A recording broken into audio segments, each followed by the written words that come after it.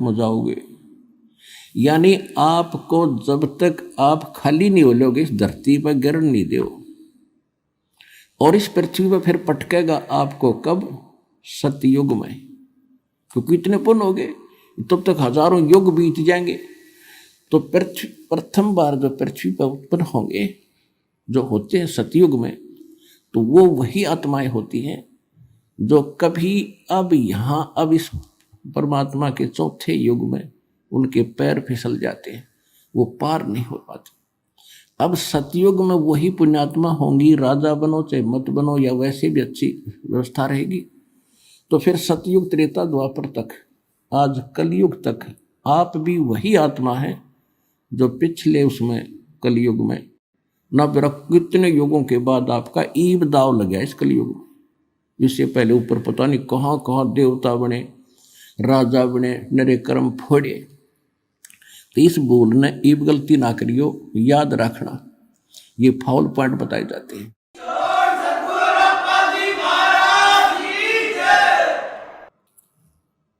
तो वही आप वही पुण्यात्माएं हैं। अब सतयुग त्रेता द्वापर में भगवान आपके अंग संग घूमा करते थे, प्रत्येक को संदेश देते, प्रत्येक युग में चाहे किसी तरह वो दें किसी तरह जाएं, लेकिन हम कानों पर कटाड़ गए, हम सुखी थे। अब भी जो सुखी हैं, कोई मंत्री बना है, कोई मुख्यमंत्री बना है, उसको सुनाओ ज्ञान जाके, इन्हों का फिर देखेंगे, हाँ ठीक है चलो फिर देखें। और जब उसकी दुरुक्ति शुरू होगी तब कोई कह दो जी वहां चलो, चलो भाई चलते हैं। कहते दुख में सुमरण सब करे और सुख में करे ना कोई, जय सुख में सुमरण करे तो दुख कहे को होवे।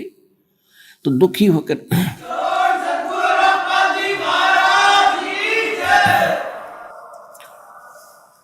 तो परमात्मा कहते हैं जो जन मेरी शरण है ताका हूं दास, और गेल गेल लाग्या फिरूं जब तक धरती आकाश। अब आपको परमात्मा कैसे निकाल कर लाए हैं आप विचार करना, और अब आपको समझ में आओगे सारा खेल कर ही भगवान रहे थे।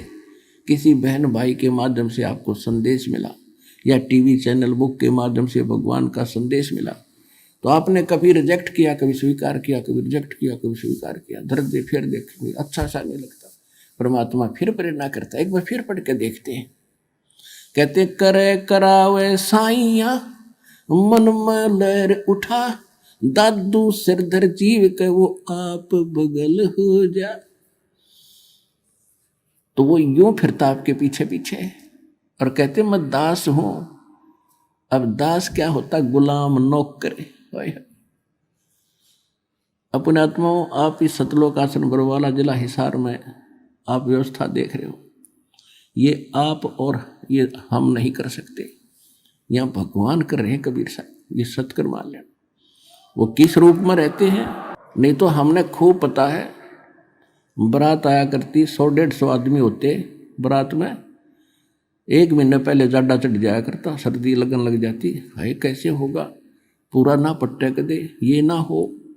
और यहाँ अनतोल्या अनमोल्या देवे, करोड़ी लाख हजारी वो, यहाँ कोई गिनती नहीं।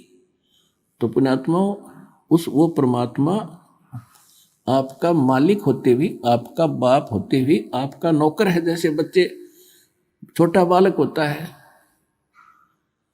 तो माता पिता उसको कंधे बैठा लेते हैं, सिर पे बैठा लेते हैं।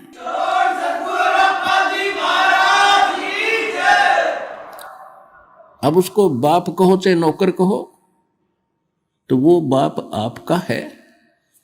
और वो खुद कह रहा है कि जो जन मेरी शरण है एक बार उसकी शरण में आ जावे, और ताका हूं मैं दास, और गेल गेल लाग्या फिरूं जब तक धरती आकाश। कहते उसने छोड़ दूं नहीं, पार तो अवश्य करूंगा। फिर उसके दुर्भाग्य वो बीच में भूल भटक जाता है, तो अपना इतना समय और बर्बाद कर दिया आपने और हमने।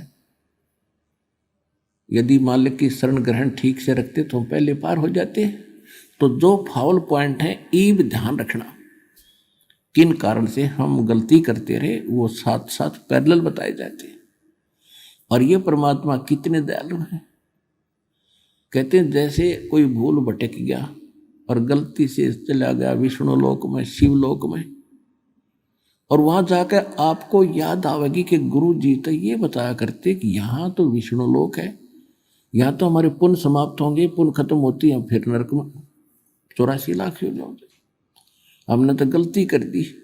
कहते वहां भी यदि तू मुझे याद करेगा ना सच्चे दिल से, वहां भी आ जाऊंगा और तेरा वहां से छुटवा के तेरे को फिर से मनुष्य जीवन दिला दूंगा। अब मनुष्य जीवन बिना भक्ति नहीं हो।